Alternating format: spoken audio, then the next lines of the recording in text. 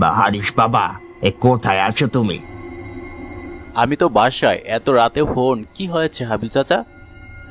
আজ রাত প্রায় 10টা 1 মিনিটে একজন মৃত্যুদণ্ডপ্রাপ্ত আসামির ফাঁসি কার্য করা হয়েছে। পুলিশ এসে লাশটা মর্গে দিয়ে গেল। একটু আগে পোস্টমর্টেম শেষ হলো। এখন এই লাশটাকে পরিবারের কাছে পৌঁছে দেয়া লাগবে। তুমি এখনই মর্গে চলে আসো। কিন্তু চাচা, এখন রাত প্রায় 1টা বাজে। এত রাতে লাশ পৌঁছে দিতে হবে? চাচা, কাল সকালে পৌঁছে দিলে হবে না? না না, লাশ আজ রাতেই পরিবারের লোককে পাঠানোর জন্য অনুরোধ করেছে। আর এরা আমার খুব পরিচিত, এদের কথা আমি ফেলতে পারবো না। তুমি এখনই হসপিটালে আসো। আচ্ছা, আসতেছি। কিন্তু এত রাতে গ্রামের পথঘাট, মনে হয় না কোনো গাড়ি রাস্তায় পাবো।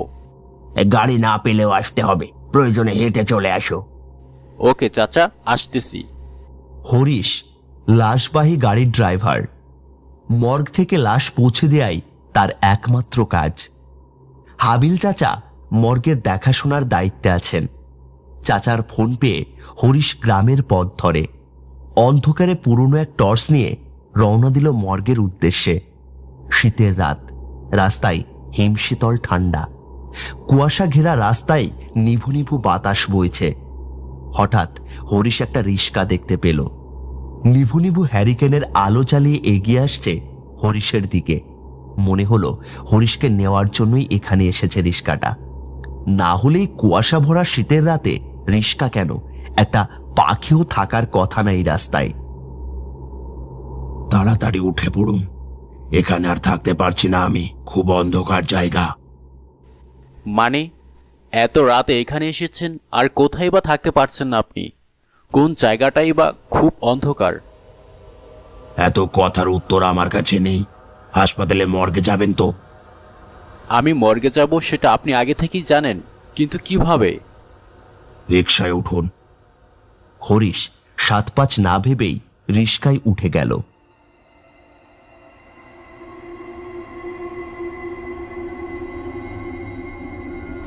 আসলে একটা লাশ পৌঁছে দেওয়া লাগবে, তাই এই শীতের রাতে মর্গে যাওয়া লাগছে।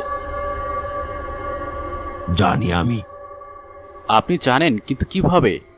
কিছু প্রশ্নের উত্তর না জানাই ভালো। ঠিক আছে, আপনি চালান। হসপিটাল চলে এসেছি। সে কি, এত তাড়াতাড়ি? এখানে আসতে তো প্রায় 1 ঘন্টা সময় লাগে, আর আপনি মাত্র 15 মিনিটই চলে আসলেন। যে কাজ করতে এসেছেন সেটা তাড়াতাড়ি করে আমাকে মুক্ত করুন। আপনাকে মুক্ত করব মানে? আচ্ছা ঠিক আছে, এই নিন ভাড়া, আমি চলি। আমি কারো থেকে ভাড়া নেই না। হরিশ ভাবল লোকটার মাথায় কোনো সমস্যা আছে, তাই এমন অদ্ভুত টাইপের কথা বলছে। হরিশ অ্যাম্বুলেন্স নিয়ে হসপিটালের সামনে গেল। গিয়ে দেখল হাবিল চাচা লাশ নিয়ে দাঁড়িয়ে আছে।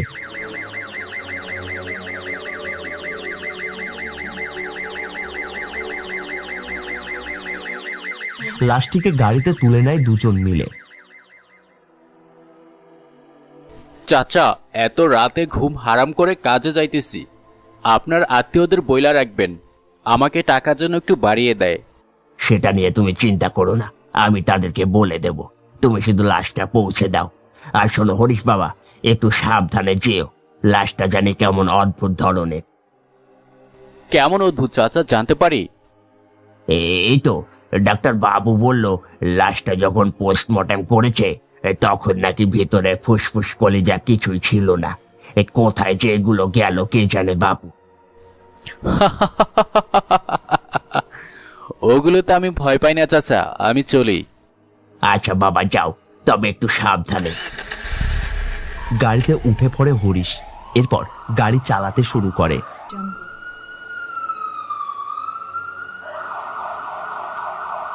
যাক বাবা, একটা বড় কাজ থেকে বাঁচা গেল। হরিশ গাড়ি চালাচ্ছে। শালার কি জীবন রে, লাশ টানার কাজ করি, কবে যে আমি লাশ হয়ে যাই কে জানে। আর আমাকে মানুষ এইভাবে গাড়িতে করে বাড়ি নিয়ে যাবে। ঘুম ঘুম চোখে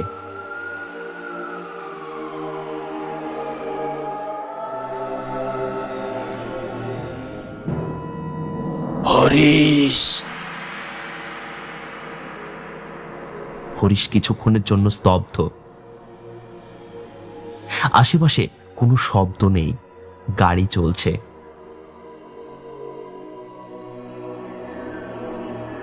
কি ব্যাপার? মনে হলো আমাকে কেউ ডাকছে, আর বাহির থেকে তো গাড়ির ভিতরে কোনো আওয়াজ আসার কথা না। তাহলে কি লাশটায় ডাক দিল? না না, দৌড়ো, কি সব ভাবছি। যাকে হয়তো মনের ভুল। রাত প্রায় 3টে বাজে। গাড়ি চলছে, সম্পূর্ণ রাস্তা নীরব। কুয়াশা ঠেলে গাড়ি সামনের দিকে এগিয়ে নিচ্ছে হরিশ। আরো প্রায় 15 মিনিট ড্রাইভিং করার পর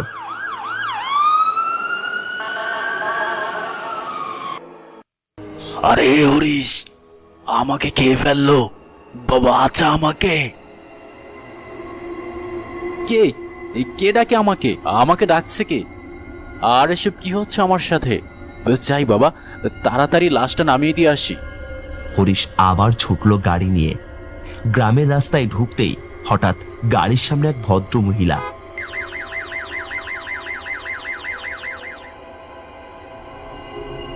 এত শীতের রাত এই বয়স্ক মহিলা আসলো কোত্থেকে?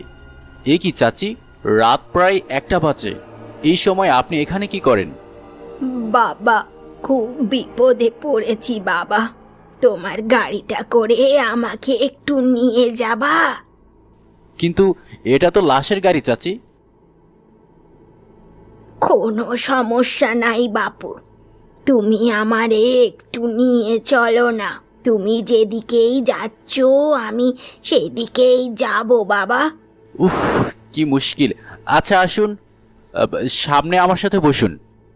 না না না বাপু, আমি পিছনের দিকেই বসবো। কিন্তু চাচি, পিছনে তো লাশ রাখা আছে। আমি বাবা লাশের পাশে বসেই যাব বাপু, আমার কিচ্ছুটি হবে নেকো। উফ, এখন রাত বাজে প্রায় 3টা, এই সময় এত ঝামেলা। আচ্ছা চাচি, আপনি উঠে বসুন তো। ভদ্র মহিলাটি গাড়িতে উঠে লাশের পাশে গিয়ে বসল। হরিশ আবার গাড়ি নিয়ে সামনে এগোতে থাকলো।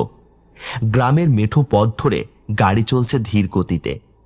ঠিকানার কাছাকাছি চলে আসায় হরিশ গাড়ির হর্নটা অন করে দিল।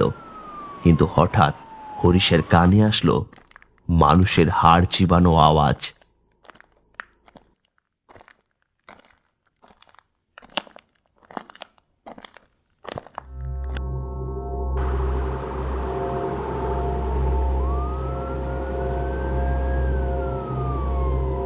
অ্যাম্বুলেন্সের হুইসেল, তার মানে লাশ নিয়ে চলে এসেছে।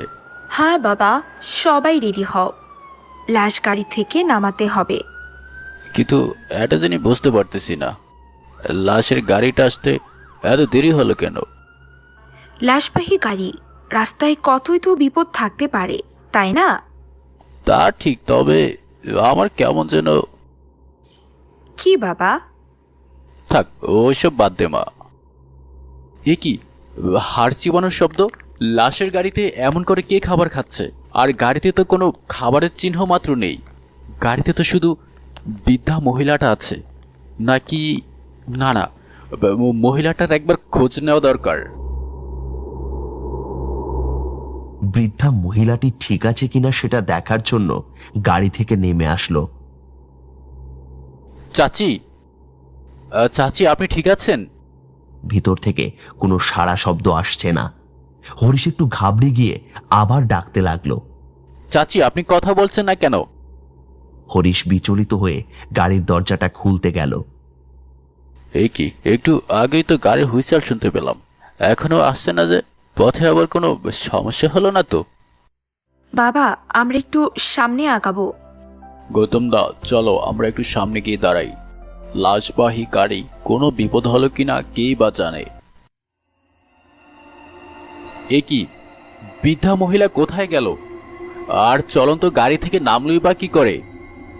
যে কিনা হাঁটতেই পারে না, সে আবার চলন্ত গাড়ি থেকে নামবে? না না, এটা সম্ভব না। কি হচ্ছে এসব আমার সাথে? হরিশ লাশবাহী গাড়িটার দরজা খুলেই দেখল বয়স্ক মহিলাটি গাড়ির ভেতরে নেই। হরিশ ভয়ে কেঁপে উঠল। হরিশ 7-5 না ভেবেই আবার গাড়িতে ওঠে সামনে এগোতে লাগলো। রাত প্রায় 4টে। হরিশ তার নির্দিষ্ট ঠিকানায় পৌঁছে গেল।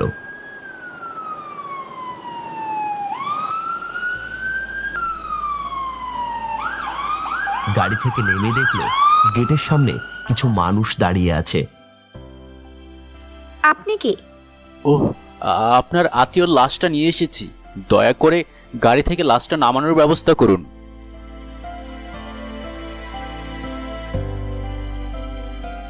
বাবা, লাশ চলে এসেছে, নামানোর ব্যবস্থা করুন।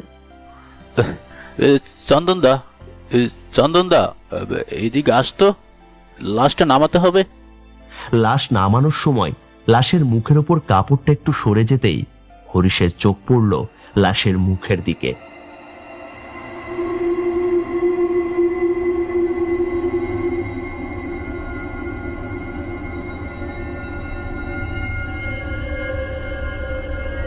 এ কি, উনি উনি তো রাত 1টার দিকে রিক্সা করে আমাকে মর্গে নিয়ে গেল।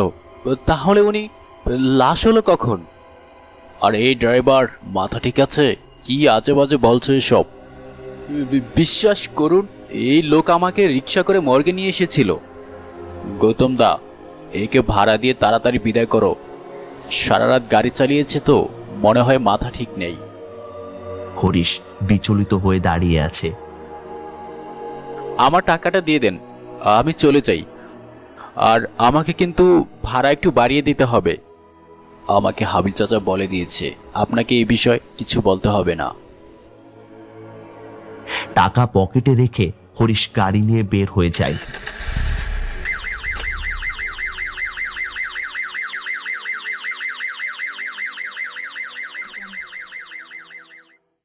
পরের দিন সকালে হাবিল চাচার কাছে কল আসে। হ্যালো, কে? চাচা, সেই কাল থেকে আপনাকে কল করে যাচ্ছি, ফোনটা তোলেন না কেন? কেন রে বাবা, কি হয়েছে? আপনি যে লাশটা পাঠিয়েছেন, দেখে পাঠিয়েছেন কি? কেন, আমি তো দেখেই পাঠিয়েছি। কি হয়েছে বাবা? লাশের কি বাজে অবস্থা জানেন? দেখে গা শিহুরে ওঠার মতো। কেউ যেন লাশটার নিচের অংশ খুবলে খুবলে খেয়েছে, শুধু মাথাটুকি আছে, নিচে আর কিছুই নেই। মানে কি বলছো এসব বাবা? হ্যাঁ, ঠিকই বলেছি। আপনাকে আমি লাশ পাওয়ার পর থেকে ফোন করে যাচ্ছি। ঘুমিয়েছিলাম তো বাবা। ঠিক আছে, যে লাশ পৌঁছে দিয়েছে আমি তার সাথে কথা বলে জানাচ্ছি রাস্তায় কোনো সমস্যা হয়েছিল কিনা। হাবিল চাচা হরিশকে কল দেয়। কি ব্যাপার? হ্যাঁ চাচা, বলুন। তাড়াতাড়ি মর্গে চলে আসো তো বাবা, তোমার সাথে খুব দরকারি কথা আছে। ঠিক আছে চাচা, এখনই আসতেছি। কি হয়েছে চাচা, এত আর্জেন্ট ডাকলেন? আচ্ছা বাবা, আমাকে একটা কথা খুলে বলো তো, এই কাল লাশ নিয়ে যাওয়ার সময় রাস্তায় কি কোনো ঝামেলা হয়েছিল? না চাচা, তেমন কিছু হয়নি, কিন্তু কিন্তু কিন্তু কি, আমাকে সব খুলে বলো। আসলে চাচা, কাল রাতে যখন ড্রাইভ করে গ্রামের রাস্তায় ঢুকছিলাম, তখন লম্বা সিঁদুরওয়ালা 70 থেকে 75 বয়সের একজন বৃদ্ধ মহিলা আমার গাড়ির সামনে এসে দাঁড়ায় আর আমার থেকে সাহায্য চেয়ে বসে। আমি যেদিক যাচ্ছি সে নাকি সেদিকেই যাবে। আমি আর কিছু না ভেবে তাকে গাড়িতে উঠিয়ে নিলাম, কিন্তু কিছু দূর যাওয়ার পরে একটা হাড় চিবানোর শব্দ কানে আসলো, আর আমি ভয় পেয়ে গাড়ি থামিয়ে দিলাম। আর বৃদ্ধা মহিলাটা ঠিক আছে কিনা সেটা দেখতে আমি গাড়ি থেকে নেমে গেটটা খুললাম, কিন্তু গেট খুলি অবাক হয়ে যাই। দেখি সেই বৃদ্ধা মহিলাটা গাড়িতে নেই, যে কিনা আমার সামনেই গাড়িতে উঠে বসেছিল। এ তো খুব খারাপ ব্যাপার। আচ্ছা বাবা, ওই কি যেন বলছিলা, ওই লম্বা সিঁদুর 70-75 বয়সের বৃদ্ধা? হ্যাঁ চাচা, লম্বা সিঁদুর। কেন, কি হয়েছে? না না, মানে এখানে একটা পরিচয়হীন লাশ পড়ে আছে। এই লাশটার সাথে তোমার দেওয়া বিবরণ একদম মিলে যাচ্ছে। আচ্ছা, তুমি লাশটা দেখো তো একবার, দেখো তো চিনতে পারো কিনা। কোথায়, আমাকে একটু দেখান তো। হাবিল চাচা হরিশকে লাশটা দেখালো। দেখো তো, এই সেই লম্বা সিঁদুরওয়ালা বৃদ্ধা নাকি?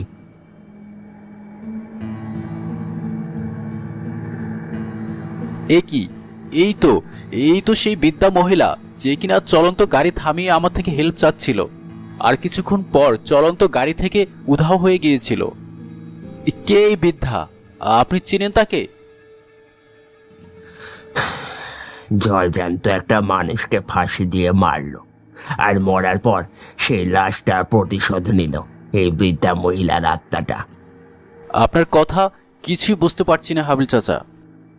আসলে কালকে রাত্রে তুমি যে লাশটাকে পরিবারের কাছে পৌঁছে দিয়েছিলে, সেই লাশটার অর্ধেকের বেশি শরীর খেয়ে নিয়েছে কোনো এক নরপিশাচ। আর সেই নরপিশাচটি হলো এই বৃদ্ধা মহিলাটার আত্মা। কি সব বলছেন চাচা? আর এই বৃদ্ধা মহিলাটির আত্মা ওই মরা লাশের উপর প্রতিশোধ নিল কেন? আর এই মহিলার সাথে লাশের কি কোনো সম্পর্ক আছে? হ্যাঁ আছে। এই কারণেই, এই বৃদ্ধার কারণেই ওই লোকটাকে ফাঁসির দড়িতে ঝুলতে হয়েছিল। মানে কি বলছেন এসব? হ্যাঁ, ওই লোক বেপরোয়াভাবে গাড়ি চালিয়ে এই বুড়োকে অ্যাক্সিডেন্ট করে, আর সাথে সাথে এই বৃদ্ধা সেখানেই মারা যায়। অন্যদিকে পুলিশ এই লোককে ধরে নিয়ে যায়। কিছুদিন পর আদালতে তার মৃত্যুদণ্ডের আদেশ দেয়। তারপর কি হলো? এই তো গতকাল রাত 10টা 1 মিনিটে তার মৃত্যুদণ্ড কার্যকর হয়। তার লাশই তুমি বহন করছিলে। আর সেই বৃদ্ধার কি হলো? এই বৃদ্ধা মারা যাওয়ার পর তদন্তের শেষে লাশে মর্গে রেখে যায় পুলিশ। সেদিন থেকেই এই পরিচয়হীন বৃদ্ধার লাশটা মর্গে পড়ে থাকে। আজও এখনো পর্যন্ত এই বৃদ্ধার লাশের খোঁজে কেউ আসেনি। জানি না এ জীবনে আর কেউ আসবে কিনা।